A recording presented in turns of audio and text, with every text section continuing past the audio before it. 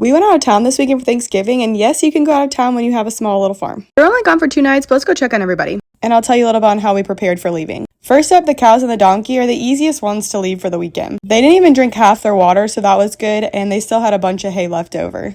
Next up is the turkeys. Because we didn't eat them for Thanksgiving, they're still here. They go through a thing of water about every 2 to 3 days, and it looked like they had just recently knocked this water over because there was still water in it. And they had plenty of food. Now, because we didn't eat them for Thanksgiving, and I had so many people comment saying this is the wrong breed of turkey to eat, which, whatever, you can still eat this breed of turkey, they're just not going to be as big. I thought that maybe I would save these turkeys and just keep them as pets and leave them with the chickens. They used to live with the chickens, so I didn't think this was going to be that big of a deal, but you're about to see why it was a big deal. We pushed them down to the chicken coop, and they immediately start fighting. Not even just the rooster, the hens too. And you're not going to mess with my hens, okay? So we immediately got them back, put them back in the coop, and they're probably going to be in the freezer this week. I'm over them. Now let's talk about our chickens. Our chickens we could leave for probably a week at a time. And that's because of the way we designed the chicken coop. You can put a huge bag of food in here, and it automatically just feeds into the coop. Every now and then, you do have to push it down so that it goes through. Right now over the winter they're not laying eggs, so it's not like we have to collect eggs every day. We probably haven't collected eggs in a week, and there were only 2 eggs in here. It is common for chickens not to lay a lot of eggs over the winter. It sucks, but it is what it is. At least one of the 2 eggs was really pretty. Look at the pattern on this one. Now for water, we have a 55-gallon tank on the back of the coop that feeds inside to the coop, and the chickens had plenty of water. So keep this in mind when you are planning to build your next chicken coop. Okay, so we've checked on the cows, the donkeys, the turkeys, the big chickens. Now we do have chicks, and if we didn't have chicks, we wouldn't have to have anybody to come check on the farm while we were gone, but because we do, we had somebody check in on them. We did buy an extra water and an extra food container to put in there for them just in case, because they do eat and drink a lot. Also, it was really cold, so I just wanted to make sure they were okay. This is our first year owning cows, and every year after Halloween, I see farms asking for pumpkins, so I wanted to see if our cows liked pumpkins,